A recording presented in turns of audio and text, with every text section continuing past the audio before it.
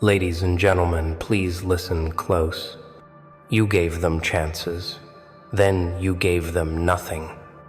You offered opportunities. You bent. You waited. You hoped. You believed in redemptions. You prayed that the ones you trusted would show up, but they didn't. They held your patience as ransom. They tested your loyalty. They took your kindness as weakness. They counted on you again. They lost track because you didn't give them more. You held the line. You gave no more. Ever. You don't waste ammo on empty threats. You don't pour water into a bottomless pit. You don't fuel fires that burn your hand. You gave them chances. You gave them your time. You gave them your trust. You gave them your energy, and they drained it. So you pulled the plug.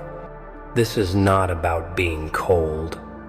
It's about being wise. It's about valuing yourself. It's about recognizing when giving becomes sacrificing your own future. Tangible message. Your time is your currency. Once you spent too much, the transaction ended. You gave them chances.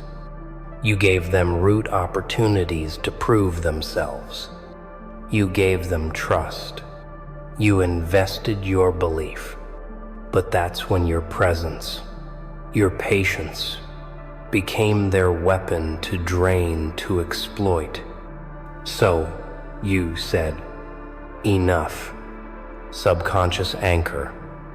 Whenever you feel drawn to give again, whisper, I gave them chances, now I give myself nothing. Feel the weight, feel the boundary, feel your power return. Story 1. The entrepreneur. He hired a partner, shared vision, shared risk. He gave time. Weekly meetings, unpaid weekends, emotional equity. The partner slacked, pulled last-minute deadlines, ghosted, left messes to clean. He turned the other cheek. He gave chances after chances. One day, he stood in his half-finished office, eyes on empty chairs. He whispered, I gave them everything. I'll give no more. He locked the door. He went solo. He finished the project. He launched. He scaled. He succeeded. The partner? He faded. He called, now too late. He gave them chances. Then he gave them nothing. You see the pattern. Opportunity is not obligation. Generosity is not slavery. Trust is not total surrender. Tactic 1. Track your giving. Time, energy, money, emotion. Note it. When you give more than 30% of your available power to one person, pause. Tactic 2. Set a chances limit. 3 strikes and you're silent. Voice reduced. Page turned. Tactic 3. Hold the final boundary. When they fall below your non-negotiable respect threshold, they get nothing. No contact, no updates, no resources, no attention. Story 2. The leader who stopped giving. She led a team. She coached them hard, gave feedback, gave support, gave career opportunities. They took her counsel, then they took her for granted. The team missed deadlines. They blamed her, they ignored her, they used her expertise, then threw her under the bus. She gave more chances. Small, medium, big. They ignored all. Then, silence. No more coaching, no more words, no more help. From now on, you figure it out, she said. They panicked. They performed. They succeeded. They realized who had been fueling their engine. She let them. She gave them chances. Then, she gave them nothing. But guess who their hero still was? You hold that same power. This is psychological warfare. You don't need them. They needed you. They thought your kindness was infinite. It's not. You are finite. But finite people are strong. Subconscious trigger. Whenever you feel torn, quiet inhale. Exhale. Whisper. I gave them chances. Now I give them nothing. Ground in that. Every breath draws that strength deeper. Tactical phases. Phase 1. Identify. Write down who you've given more to than they deserve. Phase 2. Limit. Reduce your giving by 50%. No invitations. No emotional open door. Phase 3. Observe. Watch them scramble. Watch their hunger.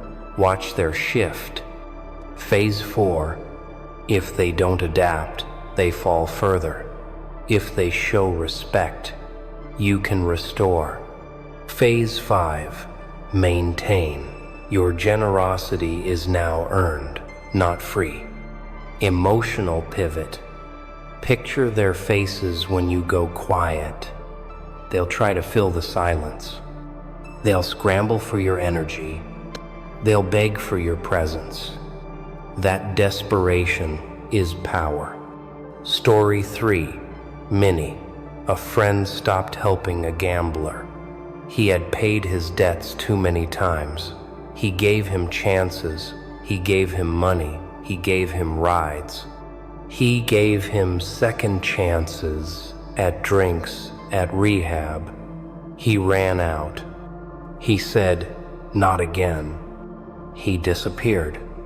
Gambler hit bottom. He called. He begged. Help wasn't given freely anymore. He said, "You disrespected me too many times." Only then, and on a new pact, did he step back in. Your boundaries rewrite relationships. You safeguard your future. You design your empire. Illuminate psychology. The scarcity principle. When something is unlimited, it's worthless. When it's limited, it's powerful. Your time must be scarce. Your trust must be valuable. Your attention must be earned. Subconscious conditioning. Write that phrase on your mirror. I gave them chances. Now I give them nothing. Each morning, read it, breathe it. Let your chest align. Up the intensity. Phase 6. Expand boundary to other areas of your life. Projects, habits, beliefs. You gave chances to your habits. You slipped. Now you give them nothing. You gave chances to your excuses. You stalled. Now you give them nothing. You give them wall time. Walls get built. Progress gets made. Climactic vision. Picture entering the room. No more phone notifications. No more messages from them.